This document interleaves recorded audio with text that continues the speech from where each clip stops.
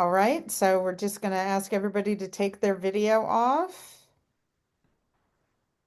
and let Brian and Rebecca be on video. It's their conversation. I'm just here as the chaperone and the MC, if you will. Welcome, welcome. We're all glad that you're here. Thanks for joining us. If you can put in the chat, let us know where you're joining from. That'd be great.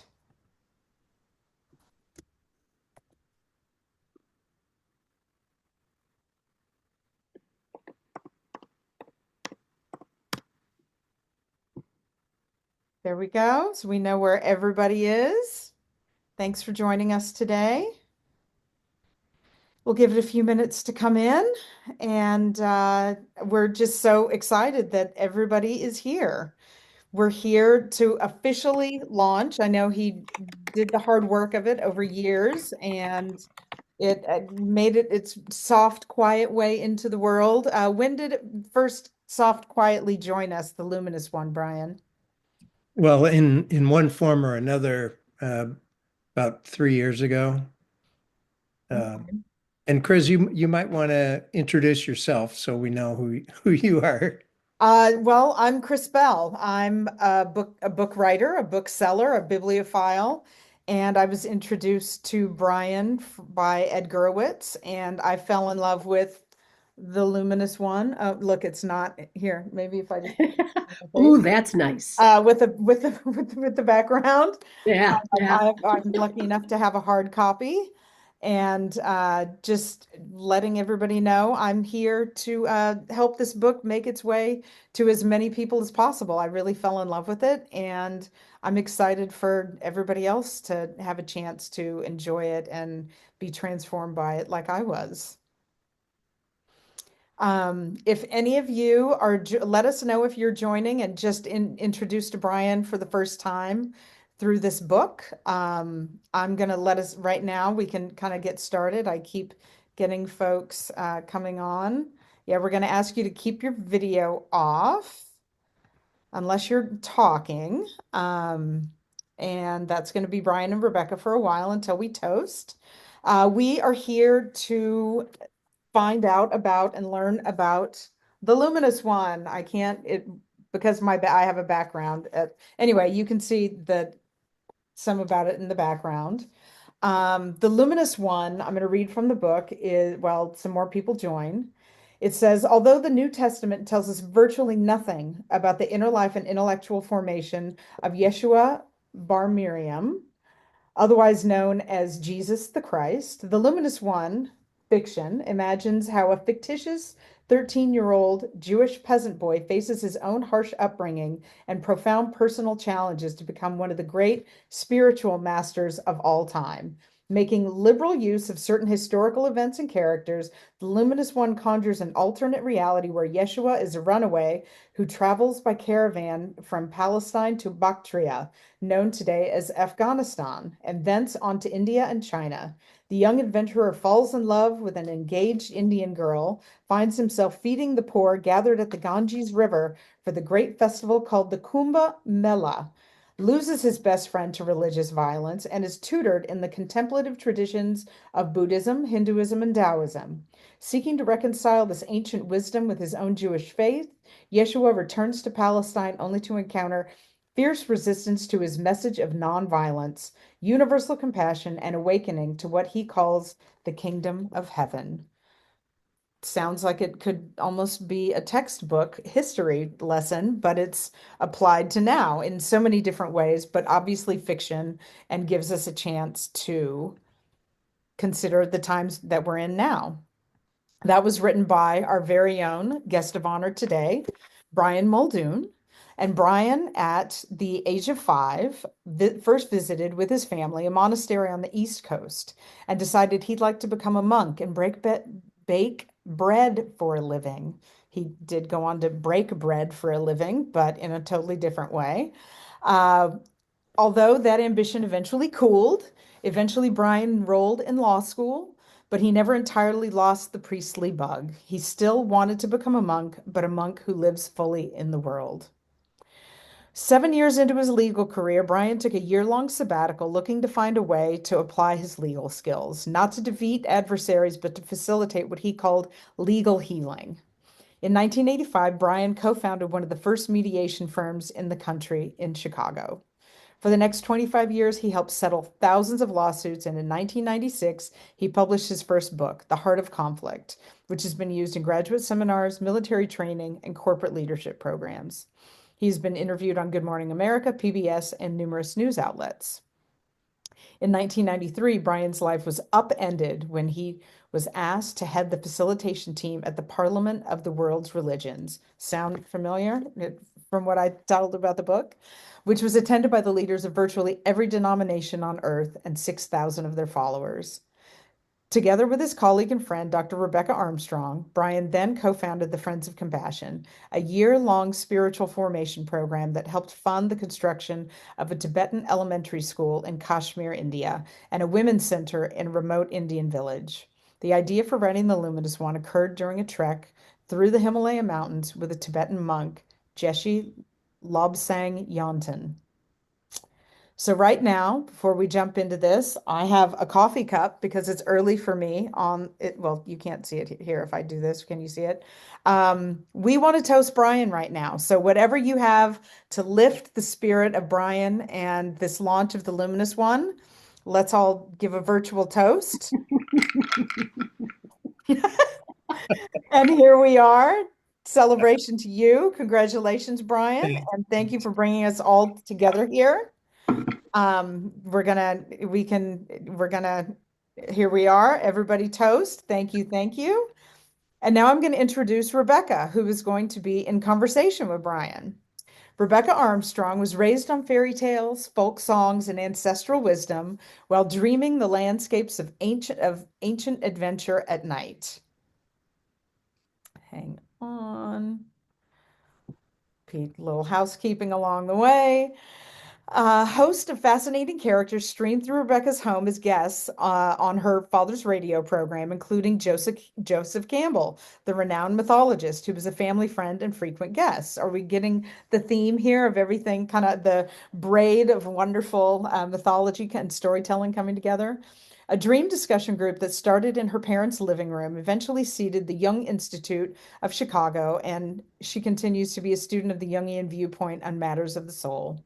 During the 12 years that she worked for the Joseph Campbell Foundation and traveled around the world supporting local groups in many countries, she came to the deep realization that we are hungry for the wisdom and inspiration that is contained in the great stories of humanity. Reconnecting people with story is the surest path to connect them with soul, the collective and personal strata of energy and archetype that dwells just below the surface of daily life. Finding ways to recognize soul activity in your own life is a profound gift, and it's one that she contributes and is passionate about making. I'm now going to hand it over to Rebecca and Brian to jump in for a conversation. So welcome. Thank you. I'm going to tune myself out. Over to you, Rebecca, and to Brian. Thank you. Thanks. Thank you. Thanks, Chris. Brian, my friend, we've been on a long journey together, starting in 1993 at the Parliament of World Religions, and taking the Luminous One as sort of our magic gazing ball here. It occurs to me that all great fiction is part memoir. You know, you can't write deeply about some character without some aspects of your own self coming through. And so this long journey that Jesus, Yeshua, takes is very much a mirror image of the journey that you have taken. And I hope we can tease out some of that, because in a sense, you're modeling the kind of spiritual journey that so many right now in the 21st century are feeling that they have to take, because what they were given is no longer sufficient. So let's start with that sort of really delicate and dangerous question: why stress the humanity of Jesus rather than the divinity, right? I mean, we know that this is contentious. Anyone who lived through the films, the Passion of Christ or the Last Temptation of Christ, remembers the demonstrations and the rage that was expressed by so many people in the population when their very sacred image of Jesus, God, was disrupted by this notion that Jesus was also human. So let's start there. Why the humanity of Jesus? Why is that important? Well, because, and that's a great question, Rebecca, but the human Jesus has basically been left out of the conversation. And the reason that he's not been in the conversation is that there is this 17, 18-year gap in the Gospel's account of his life. The last we hear of him before he starts his ministry, he's a 12-year-old kid who is wowing the intellectuals at the temple in Jerusalem with his precociousness and his ability to track their arguments. And then none of the Gospels have anything to say about him until at age 30 he begins what we call his ministry. So there's that gap of 17 or 18 years that scholars call the lost years, Mhm. because there's just no explanation of it. And, I think people who are interested in his life or what he taught have been deprived of something very valuable, which is a portrait of the man. I mean, we have to start with the acceptance of Mhm. the fact that he lived and died in a brutal way. But other than that, we don't know uh, much about it. Hank, I see your name just flashed across the screen. You have to put the uh, no video. It, Hi, Hank. We love you. Hey, thanks, Hank. Anyway, you won't love how I look, and the video is not accepting how I look. So we're much more tolerant here. Anyway, so the question is, why depict the actual person Mhm, mhm. behind it? Hank, So this is a really important question, Brian, that we're missing that whole middle section of the life of one of the great heroes of that whole mythological period. If I may be so bold as to suggest that Jesus is a model of the hero's journey. But what seems significant is that it's actually rather late in a lifetime for the kind of hero stories that most of us are used to, right? From fairy tales and myth. The young male hero has usually already slayed the dragon or conquered the known world before the age of 30. right. And here we have Yeshua coming into his own at age 33, which is very late in a lifespan. So it just occurred to me hold on. just now how critically important and interesting that is. That this is more of the sage who's coming back to bring the boon to his community. It's not Yes. the warrior hero. This is, But if I may ask, how old? well, Brian, we're missing your face. There we Okay. are. Good. All right. Hank, I think you're having trouble getting your video to go on hold here. So you might want to check back in again. He's fine. We're just going to ask everybody to please keep your video off and keep yourself muted until we open it to Q&A. So we'll get back to you, Hank. Brian, you need to Okay. get your video up. Okay.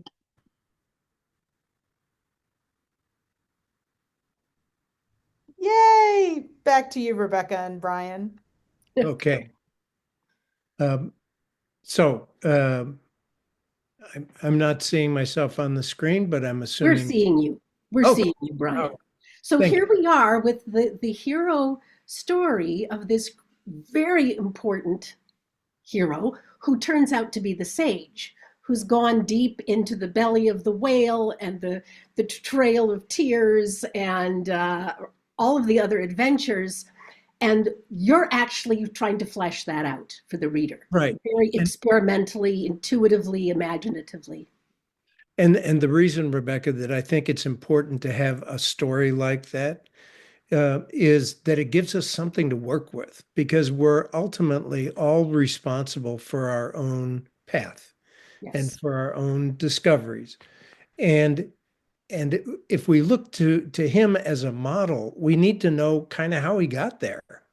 Hmm. Uh, he didn't just drop out of the clouds, although I guess some would say so, but but for us as people who are trying to find our own way, we need an exemplar that we can relate to. Hmm. Hmm. A purely divinized Jesus is not a very helpful model for us to follow because very few of us can produce miracles or ascend to heaven or whatever else might be involved. We need access to the human side. Hmm. That's where the struggle is. And according to the Council of Nicaea in 367, um, he had both a divine and a human side. But the human side has been lost. And a lot of people who consider themselves practicing Christians don't don't connect with and are not informed about his life because we're missing any account of it from Hmm. 12 to 30. So this, although it's clearly a work of fiction, it's just an imaginary version of what someone must go through to achieve spiritually what he was able to achieve. Um, so, Well, oh, that's a beautiful explanation. And if I can use a metaphor or an image here, all of the great sages or saviors or saints or heroes could be seen as the bridge between the human and the divine, the bridge between the temporal and the eternal. And the great problem, I mean, you brought up the Council of Nicaea, the great heretical problem was that to stress the humanity of Jesus, according to the cardinals and the Pope, made the bridge too weighted towards the temporal world. It needed to be so firmly attached to the divine that Jesus could serve as this almost surrogate, right? The Savior. He died for our sins. If he wasn't completely sacred and divine, he wouldn't have the capacity to do that for humankind. So their insistence that the divinity of Jesus be what defined him is what caused the other side of the bridge to be considered heretical. And the whole Arian conspiracy that, the heresy that went on for centuries. But what yeah, you're but saying is the bridge needs both sides. That if you absolutely. make it all sacred and you miss the human, we still can't cross over. We still can't make that connection inside of ourselves. So, how do you find the right balance between recognizing this kind of transcendent capacity in human beings and starting from where we all start, which is our mortal foothold here on the earth? Yeah. And I should point out that at the Council of Nicaea and the Nicene Creed, it says that he was fully human and fully divine. Yes. So his earthly self, I mean, the book offers no opinion about the divine side. I mean, that's for religion to kind of work through and figure out. What it does, though, is tell a story that I think we can all relate to Mhm. of facing challenges and fully exploring the inner life. Mhm. And and I'm hoping that will be of value to people as they kind of chart their own Mhm. voyage. Well, you know what I'm thinking of a passage in the book where Jesse, Jesus, is having this conversation with John the Baptist, Johannan. And the conversation that goes on there really speaks to the point that we're talking about right now. The reimagination of what it means to succeed spiritually when confronted with the agonies of this world. And I'm wondering if you have that passage, that conversation. Yeah. Um, you should I read Yeah, it? go ahead and read some of it. I think that's important. Yeah, so this is a moment when we imagine that Jesse, as we call him in the book, encounters this manic, excitable, uh, prophetic figure, John the Baptist, who's wandered in from eating locusts in the desert and is full of passion for what he believes is God's potential engagement in human affairs, driving the Romans out of Palestine. Um, but I mean, for him, it's very much of a political and apocalyptic kind of mission. And Jesse says, well, let's take a different look at that. We're struggling against Rome. Let's not turn into Romans. And he says, I'm no politician, but I don't think that the real battle is with the Romans. The real battle is the one inside us, the fight against the idea that we must hate others. Is it not the Lord's command that we are to love our neighbor as ourself? That is what my mother taught me. Only she took it one step further, that we must not only love our neighbor as commanded by Leviticus, but our enemy as well. Yohanan, which is John the Baptist's Aramaic name, Yohanan was getting visibly upset. This is all very nice, but Rome does not play by the same rules. Rome believes in the power of hatred and violence, and I don't think it will suddenly decide that love is the answer. Where does that leave us? He responds, this was always the way of the world, but it is possible to rule the whole world and still be unable to enter the kingdom of heaven. So where's the profit in that? It is hatred, no matter how justified, that locks the gate of heaven. And in this story, basically the idea is that the kingdom of heaven is one's inner state. As he says in the Gospel of Thomas, God is within you. And so that is the message, that if you want to get that inner peace and actualization, then you have to follow the motto of love thy neighbor. But John responds, brother, I feel you've lost sight of our struggle. You're letting your dreams and your fantasies kidnap your common sense. How can we love the Romans? How is this possible? We must bring down upon them the vengeance of the Lord. There is no other way.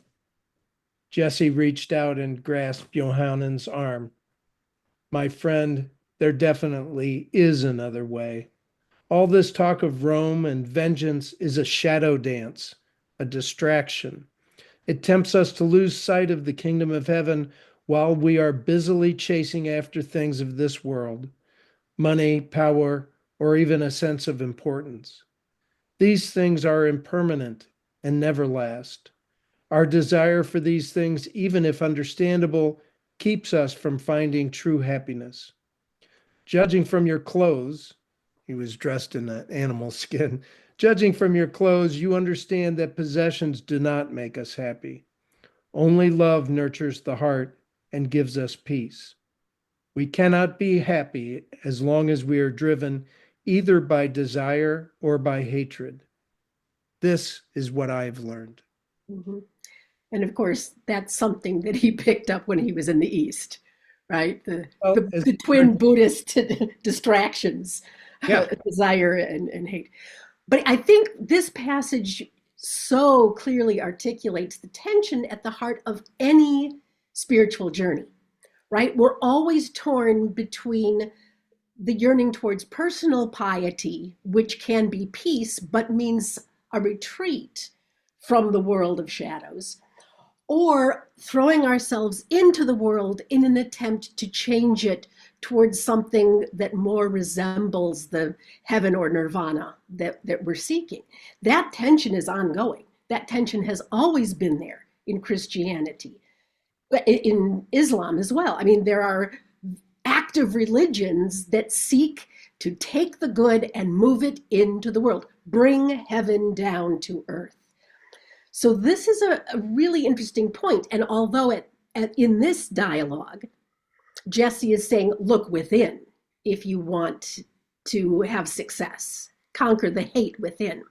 But there's another passage where he actually chastises some of his Buddhist friends and asks, well, if you're all about compassion, why are you not feeding the hungry that are sitting outside your tent?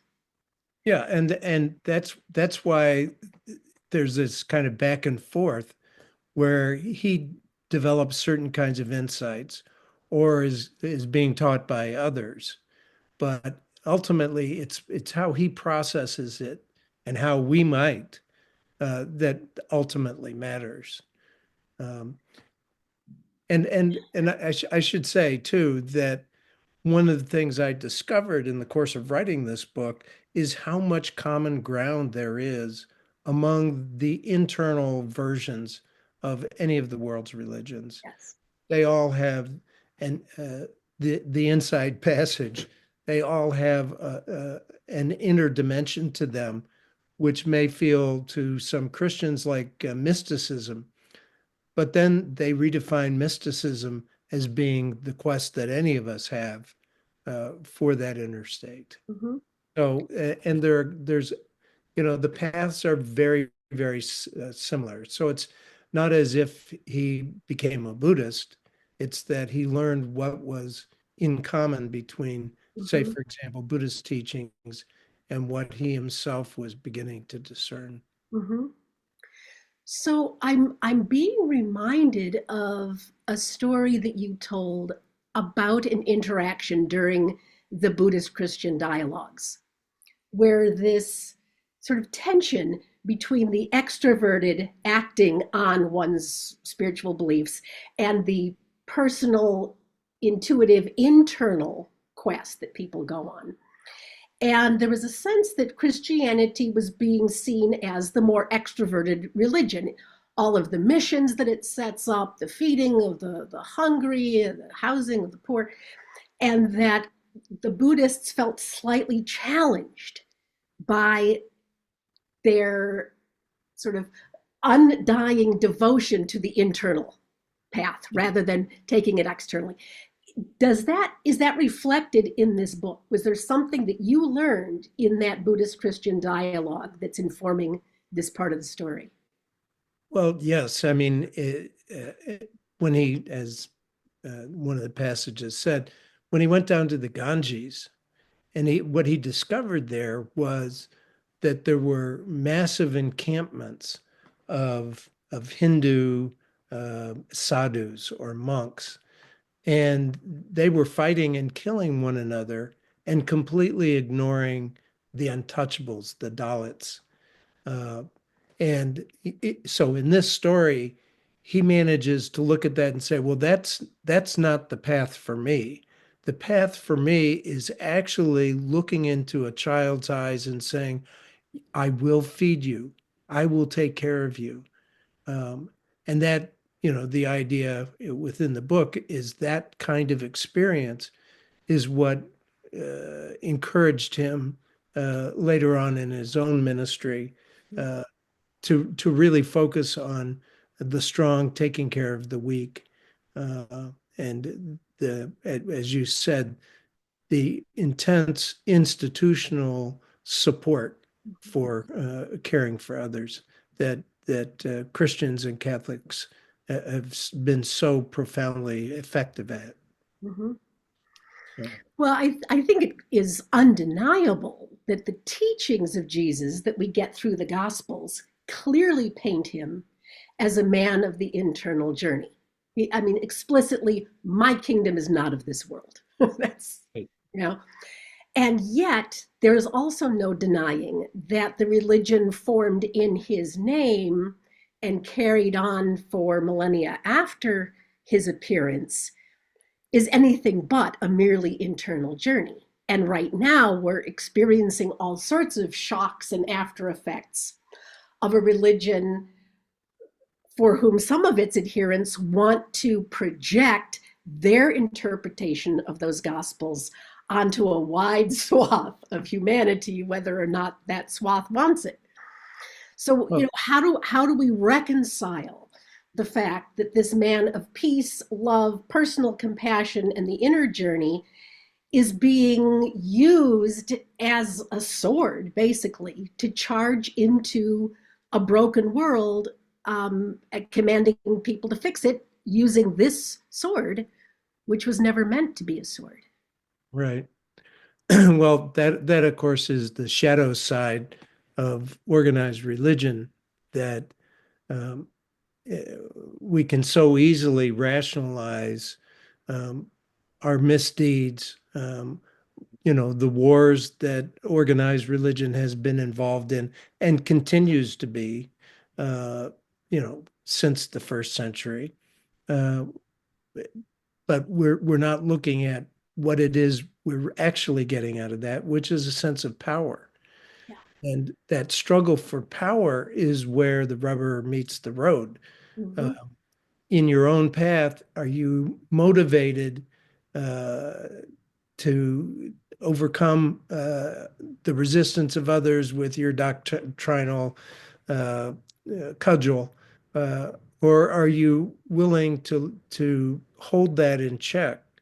Mm-hmm. Um, and so that's just a very human problem, a very, uh, Mm-hmm. it will always be with us to decide really at the end of the day, am I going to be someone who's a crusader seeking to destroy anybody who doesn't agree with my particular dogma?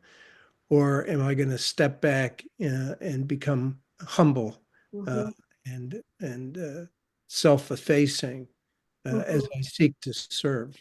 So, I mean, in any religious story, I think those are probably at war with one another. Yeah. Well, I'm going to ask a question that sort of brings this ancient story into contemporary times, but I'd like to preface it by having you read a passage from the opening of the chapter called The Wasteland, which is a clear reference to the mythological terrain where the old ways have really become calcified to the point that they no longer support society or individuals. And I think that opening page of that chapter sets up some really important sort of philosophical guideposts for what you're trying to do in the story. Well, I'm wondering if the uh, chapter is that the one where he's really withdrawn that that chapter and goes out to the wasteland to rediscover himself. No, I think it's a conversation. He's having a conversation. Um, Let me see if I can bring it up quickly. Essentially, what the part that I wanted to talk about, the part that seemed very important to me, was where he steers the conversation towards what our responsibilities are towards interpreting reality. And he says something along the lines of, if you believe that people are basically bad, you're going to interpret reality one way. If you believe that people are basically good, you're going to interpret reality a whole different way. And it's like there are two kinds of people, those who believe people are basically good and those who believe people are basically bad. And that actually is the critical threshold. That's the stone in the river that shows which direction you're going to flow. And that seems to me critical, that at this point, Jesse is saying, I believe that people are essentially good.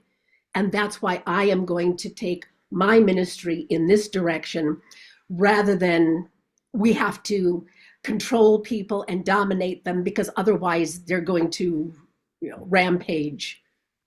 Does this, is Yeah, this, I think you're referring to the debate between two Confucian scholars when he ended up in ah, China. Uh, ah, okay, and these two scholars, one of whom's name was Mencius, uh, may very well have had this kind of debate about whether people are intrinsically good or bad. But I think that might get us a little bit in the weeds Uh, Right. So instead, but let's take the question, Brian, because here's where I want to bring it. You, as a practicing attorney for lo these many decades, have yeah. certainly encountered this question deep in your soul. Are people basically good or are they basically bad? Because as a lawyer, you've got to have seen some of the worst that humanity can bring to the table. So, given what you've experienced in your own personal life, how did you reconcile that terrible dividing line? And how did that inform the way you see this character in your novel? Boy, that's a tough question, I Rebecca. know that's why I'm asking it. Well, because I mean, one of the ways that I answer it is that with clients, for example, uh, generally they get the benefit of the doubt because my job is to be an advocate for them. Um, but if I see that they're behaving in some way that is immoral or does not serve them or is calculated, then my job becomes a little different, and that is to steer them away from that and give them advice. So, for example, I've had a number of domestic violence kinds of cases, which are can be truly awful. Um, and when I have represented the perpetrator, which has sometimes happened, I always make sure to guide them into serious internal work uh, with people who know how to transform lives, that they engage in that kind of work themselves and set them up. It's not enough to simply dismiss them and say, that's a bad guy, he's got no future. Um, and sometimes the person that I give that guidance to is the client on the other side, who is sometimes shocked to find that his adversary actually is trying to look out for him. But I think overall, as an attorney, I have that opportunity to encourage that. But as to the question of whether people are basically good or evil, I think people are are basically doing the best they can with varying degrees of interest in figuring out how to improve. Uh, because we're all that way. We all have our shadow side, Yes. and to Yeah. be able to address it with clients is really one of the pleasures of this of legal work. Yeah. Beautiful answer. Honest answer. So I do want you to read part of the opening of the Wasteland chapter, Uh-huh. specifically because, from a mythological perspective, so many of the great stories begin with the wasteland because we have to understand that heroes arise in direct response to the needs of the times. Right. So this is when the old ways have fallen into such decline that we can no longer move forward. And on both the left and the right, there are lots of authors and spokespersons and podcasters and bloggers saying, we are at that point. We are living in a wasteland. Democracy has hit a wall. And unless we can figure some things out, we've reached the end of this experiment. So we are critically in a wasteland. And my assumption is that you wrote this book at this time because you think there is still, if I can be a little bit vulgar, juice in the myth of Christianity, that it's not a dry stone, that there's still something there that we can squeeze out of it to nourish our souls in the 21st century. And that's what I'm interested in finding out. So if you can set it up by reading a little of The Wasteland the way you see it, and then tell us why this book, why now? Okay. The crowds had become unmanageable. Yeshua was surprised that Yohanan had so many followers, so many angry, desperate people who saw divine intervention as their only hope for a better life. And now these same true believers were trying to turn Yeshua into their leader, tasked with ending Roman rule or at least enlisting divine intervention. But this was not how life works, Yeshua thought. Whoever or whatever Yahweh was, he seemed entirely indifferent to the prayers and petitions of humanity. No amount of incense or animal sacrifice changed that, and no mediator or Messiah would make any difference. Salvation never comes from the deeds of others. Liberation must be earned. But how was he to teach this to Yohanan's people, camped out at his mother's home or following him around Galilee like lost sheep? He had never imagined that anyone would ever regard him as a prophet or a guru, but he couldn't remain silent while rumors of an apocalypse, one that he himself was supposedly initiating, spread throughout the town. He would have to be careful in what he said. Closed-minded rabbis and elders were always on the lookout for anything they regarded as heresy. He needed to find a way to blend his own training and insights with the teachings of the Torah. Somehow he needed to find a way to convey the wisdom of the East without appearing to go beyond conventional Jewish law. Those with a sincere interest in the truth would understand what lay beneath the surface of his remarks, while those who wanted only to hear what they had already been taught would feel confirmed in those beliefs. So he would just tell stories, parables, as some called them. He didn't mind if people called him a storyteller, a carpenter who tells stories, and maybe those stories could be helpful, a helpful way to share what he had learned. Wisdom mixed in with colorful stories about warriors, kings, and farmers, saints and sinners. But if he didn't want to end up like Yohanan, he needed to think it through. Driving the Romans out of Israel wasn't something he could ever hope to accomplish.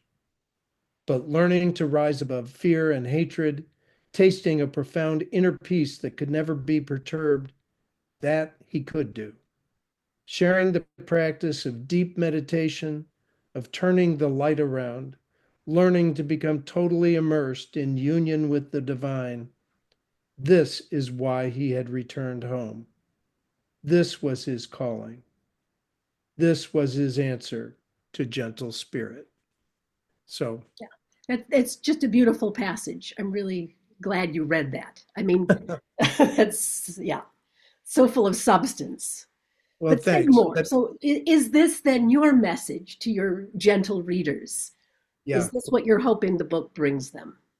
Well, what I hope it brings them is the recognition that we've got to dig down deep and not assume that any kind of superficial messages are going to do it.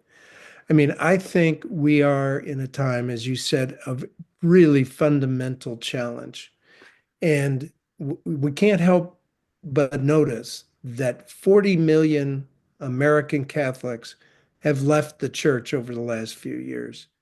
There are now some 30% of the entire population that would describe themselves as having no affiliation with any kind of organized religion. And the reasons for these massive departures, the reasons are very legitimate. Organized religion has out institutionalized itself. Mm. There is all kinds of corruption and disregard for people's humanity and their needs. There's too much delight being taken in the suffering of others. Uh, but organized religion has come to a point where it's not satisfying the need for true spiritual maturity and formation. So it is only natural that people be looking for that because, as you well know, our brains are wired to want connection and to believe in something more than what we see Mhm. because our brains are wired to predict what is going to happen if we walk down a dark alley or through, uh, land where there are tigers or, our brains are wired to alert us to all of those concerns. And so our brains know that something at the end of the road is going to happen to us, and it's not pretty because every mortal being will meet his or her own end. And because of this, the brain has created a solution uh, to the unhappiness and suffering that comes from knowing that our lives are actually very short, and that we have to make the most of them. So there is a lingering longing among millions of people for something that addresses that hunger. Uh, and so I think it's time that we took an honest look at, well, for one thing, the wonderful tools that are provided by organized religion, the practices of meditation, prayer, silence, all the things that monks practice. We need to look for those, whatever our tradition. Mhm. Uh, and we need to address this longing because it's not going to go away. We need to address it. The New York Times recently had an article on how many young men are turning to organized religion because they don't know what else to do with that longing. But they need to avoid the mistakes that have been made in the past, which is deifying ourselves and our own chosen religion over the needs of others. Mhm. So we're really at a pinch point, I think, in global spirituality. And fortunately, there are wonderful ways for people to discover how to address that longing. Brian, I love that you're addressing the holy longing, and I hope that our listeners feel that they're participating in this critical moment of our collective lives, and that some more questing on that spiritual journey might be something that will satisfy an urge that they have, a hunger and a thirst for some deeper inner wisdom. So I think we've had a pretty robust conversation. We shouldn't keep it all to ourselves. Can we throw it back? Chris, are you there? Can we throw it back to our participants and see if anyone else has questions for our author, Brian Muldoon? We're going to start with that. We're going to address that hunger to help quench some of that thirst and hunger. We're going to say, please go and download the book. God, this is so not where I do this because I want everybody to read the book, not because I'm just such a used car salesman or something. Just going right into capitalism after such a profound conversation is really for you, Brian, and if I'm doing this, it's because the book is so important, and I think it would, quench the thirst and help so many people out there. The best place to add your review of the book is on Amazon. I'm also, this is one of the few exceptions I'll make to say go and support Jeff Bezos. I don't think he needs any more money, but this is the channel that we have right now. So to support Brian, we say please get your copy of the book. Please download the e-copy for 99 cents over the next few days. And if you are a super fan and you already have a copy of it, buy another, download a copy and gift that to somebody else. And, add a review if you already have it. I'm going to also share with you so that this is going to be the best way for you to get a copy. You don't do the zero Kindle Unlimited that. We want you to do the 99-cent version, buy now with one click, 99 cents, because this is how Brian's book is going to become an Amazon bestseller over the next 3 or 4 days. And then that way we can also get it into the hands. That way we're basically tricking the algorithm. We're tripping the algorithm to know how popular this book is, and that way he can get it into more hands and everybody will know about it without having to just be part of the exclusive launch group of folks who are invited today. We're going to give you, there are links in the chat. There's a short bit.ly link. It's bit.ly, the Luminous book, and that'll take you right to the Amazon site. And then if you already have a book and once you buy one, please put a review in there, a glowing review of how important and wonderful and profound this book is. I really truly believe that myself. So, that way, I think everybody should be able to see it. That's the yes, that's the no right there. give that one more minute. Yeah, this book has, I know so many of us that are, when you hear, because of what I call Christian the brand, you kind of hear that and your eyes roll and you go, oh, depending on where you're at with it, because there's so much that's been done, in his name, pun intended. And this to me is a refresher. This is how you can find your way back into just a different conversation, if nothing else. So everybody's seen enough of that. I now would invite folks, if you want to raise your hand, we can bring you in and we can start a Q&A. Let's see.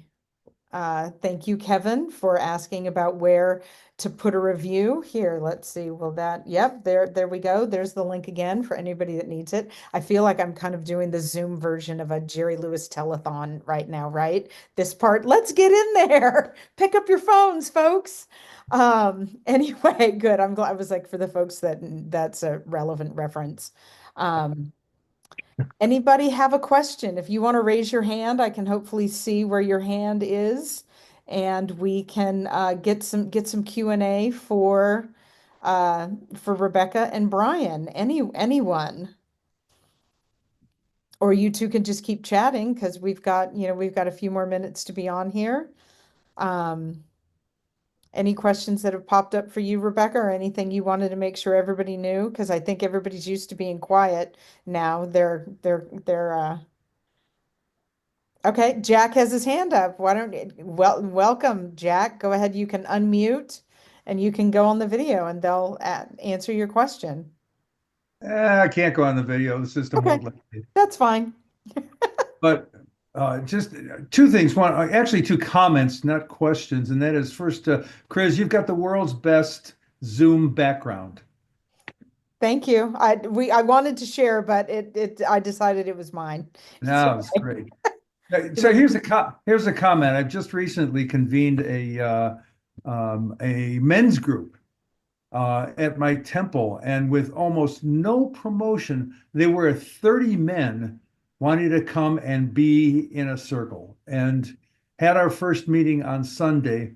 And the biggest takeaway was the almost palpable sense of hunger or thirst for connection, and a thirst for uh, something beyond watching the news or a rerun of some sitcom. There's just this great hunger for connection. That's it. That's the comment. I say yay. In fact, I'm gonna take myself off the video so y'all can have it. But yay for healthy generative connection in men's groups. Brian, did you want to offer any thought, feedback? And that is one of the connection is one of the wonderful things that organized religion has been able to provide. But we don't need to be going to church services to get that connection. That is one way to do it. What Jack was talking about in terms of what's called a small group, whether it's 10 or 5 people getting together on a regular basis, that also meets that need in profound ways.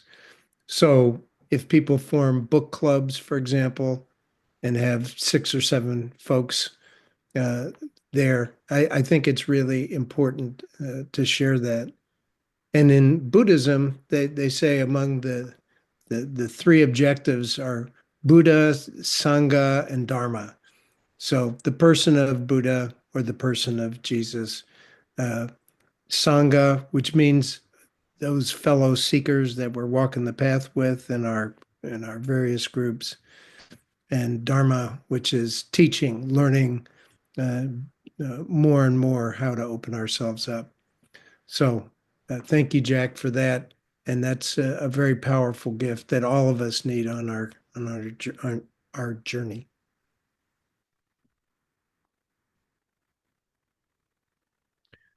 Any other questions or comments? Jump in there, y'all.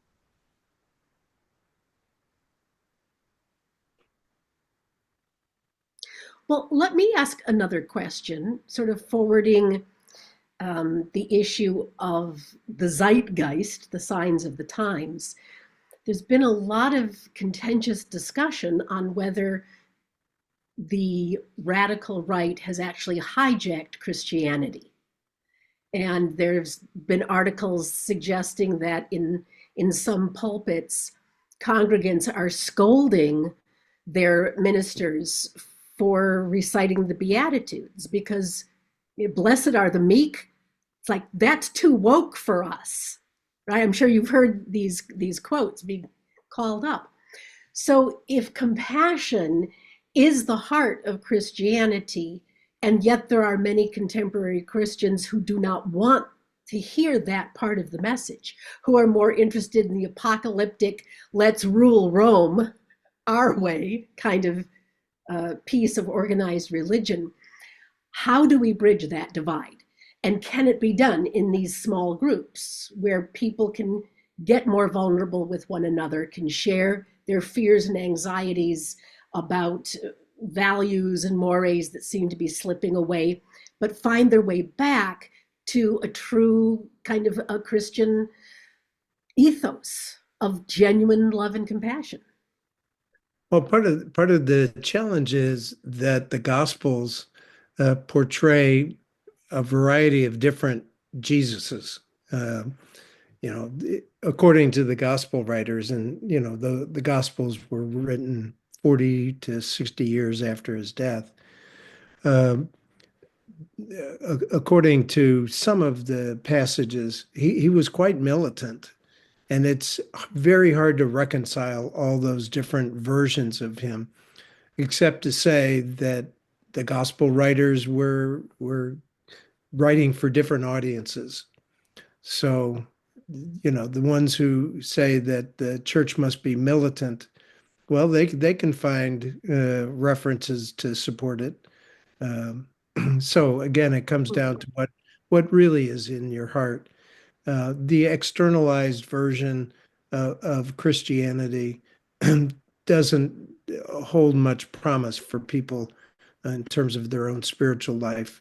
You can go to church or go to mass and still come back and, beat your wife and kids. Um, that so we need to find the way through the Gospels, for example, that actually serves us and our spiritual maturation. Beautiful. Yeah, well said, Brian. Thank you for that gentle chastisement that there are multiple ways of viewing this character. And Yeah, even in the litany of Christian heroes, Joan of Arc or the Knights of the Round Table who carry the banner of Christ, there are multiple ways of demonstrating one's faith and values that we have. That's but great. I am reminded by something that our friend Brother Wayne Teasdale used to say. And Brother Wayne had written a book called The Mystic Heart, where he identifies the various forms of spirituality in a variety of different religions. But he was a Roman Catholic monk. And I asked him about that, and he just shook his head and he said, well, sometimes the Roman Catholic Church is more Roman than Catholic. Yeah, Good. that can Yeah. kind of be the problem, when we take on those responsibilities through our institutions. Yeah. Yeah. Someone had raised a hand. Let's get Kevin back on there. Kevin, can you do you want to jump in there? Hi, thank you. Well, enjoying all of this rich conversation, and I guess um, I wanted to add my appreciation to you, Brian, for the book. I found it fascinating, and it did address, just as you said, that big gap you referred to in Scripture from when he was 12 and his ministry. And for me, the book really, what was it like for him on uh, that kind of wisdom road that he was traveling, where he was learning about who he was, even as a precocious young kid. I mean, they still had a lot of things to learn about his place in the world. And for me, that kind of your book enriched my sense of what that road, traveling that road, must have been like for Yeshua. And my question is, you, Brian, have also traveled a wisdom road in compiling thoughts about this book and then weaving it together in such a wonderful way. And I'm thinking of a passage when Jesse was talking to Ursula. I think it was in the Temple of Venus, and Ursula was enjoying his questions, and she said to him at some point, sometimes we break through the veil and encounter the mystery. One might even say encounter the divine or encounter the infinite. And I guess I wanted to ask you, Brian, in this road you have been traveling, are there moments where you have sensed touching the infinite, the divine? Um, I know that in that very passage it says that it's impossible to articulate what that might be. So maybe rather than me asking you to articulate what it was, maybe I would ask you how, in those moments, how did it change you?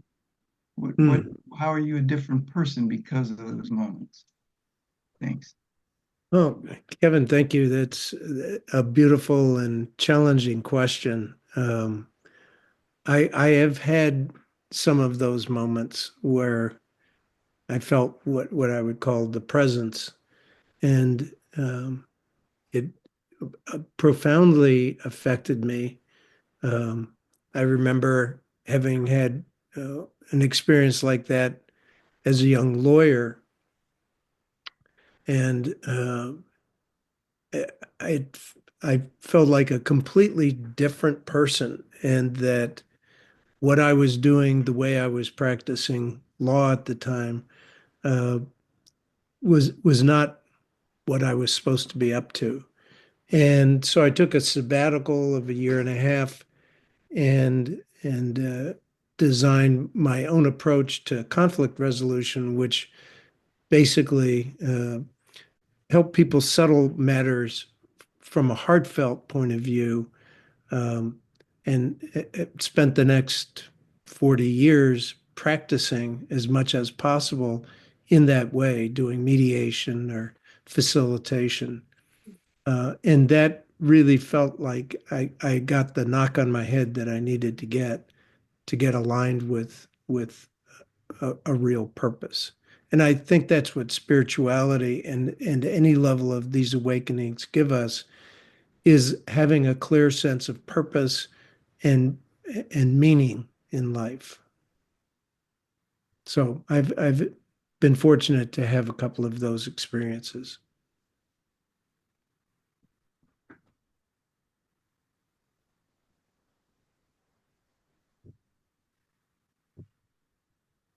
So I think this is I bringing us feel to a like a good wrapping up point. Chris, do you have any final I messages for our guests? Since I'm the housekeeper here, as it were, and it's a pleasure to be so, I've added different links, different places where you can keep up with Brian and the book. He's got a website, incredible, done by courtesy of yours truly, Rebecca Armstrong. Then he's also got a Facebook author page. He's got an Instagram page where you can follow him, and he is on Substack where you can find more of his writing that is related and just kind of to keep up with Brian and what he's doing. So just wanted to make sure that everybody had all of the links. We can keep this open for a few more minutes. We're also going to be sending out an email that has the call here. It'll have all of the links where you can, we'll have a record, we'll tell you where the recording of the video is. You'll have all of the links to all of the social media, as well as links to buy the book, just in case you couldn't do it right here and right now, or to leave a review of the book. Once you have downloaded it, please also leave a review. All of this helps get the book into more hands, hearts, and minds. and helps to support our friend Brian, who is just so important and such a pleasure to be able to share space and to take in these messages. Anything else from you? And thank you so much, Rebecca, for being an incredible conversation partner and My pleasure. supporter of this work. We've been quite a team, all three of us, and it's just a real pleasure. And I look forward to seeing what happens next. Anything else from you, Rebecca or Brian? The pleasure was enormous. Thank you, Brian, for producing this wonderful book and furthering the conversation for all of us. Yeah. Oh, thanks. Thanks to you, Rebecca, for your partnership in so many ways, and your creativity, and the fact that you actually have the scholarly background to be addressing these kinds of things. And I'm just a lawyer who's trying to make it all make sense. And Chris, thank you so much for putting all this together. I know it's been a tremendous job that you've done and a real challenge, particularly when having it's somebody who panics every 15 minutes. Anyway, Now you so can take thanks the to, deep breaths. yeah, yeah, thanks. It's always a pleasure. We meet each other where we are. And, as Richard Albert Ramdas always says, we're just walking each other home. And it's a pleasure to have both of you alongside me on my walk. So thank you. Thank you. Yeah. Did you want to answer Hank's question really quickly, Brian? Is our goal finding truth, or could our challenge be more usefully framed as enhancing human experience of contemplation and connecting? You get 2 minutes. Yeah. Yeah. Well, I think finding truth is one of the motivating and guiding considerations. To the extent we're able, uh, finding out what is true is critical, which is why I repeatedly have stated this book is fiction. This is not an account of what truly happened. It's what might have happened to explain uh, what spiritual formation can look like. Um, but the deeper purpose of writing the book is to let people know that our own inner development requires our active participation, that we're the authors of our own story, however influenced by others we may feel ourselves to be. And, walking each other home is a wonderful way to talk about that, Chris, because I think that's really all we're doing here. So thanks for that excellent and ongoingly challenging question, Hank. All right. And now we're at 1:45 Pacific time. I'm aware that everybody is all over the place, and I love, as much as I wish we could all be in touch together, I'm glad that we can all connect virtually. And, it makes our big world, small world, all at the same time. And I just love how we can do that, share our interiors here in this virtual space. So thank you, Brian. Thank you, Rebecca. And thank you to everybody who made the time to be here and share this space with us today. And really appreciate it. So thank you. And thank you for downloading the book and leaving an awesome review and buying copies for everybody you know. Thank you. And Thank let you. me and let me just add, let's stay connected. This is part of our ongoing journey for all of us. So And yeah, and better, all these connection channels can be problematic, but let's make it the best for all of us. Let's use it to our altruistic, benevolent good. yeah.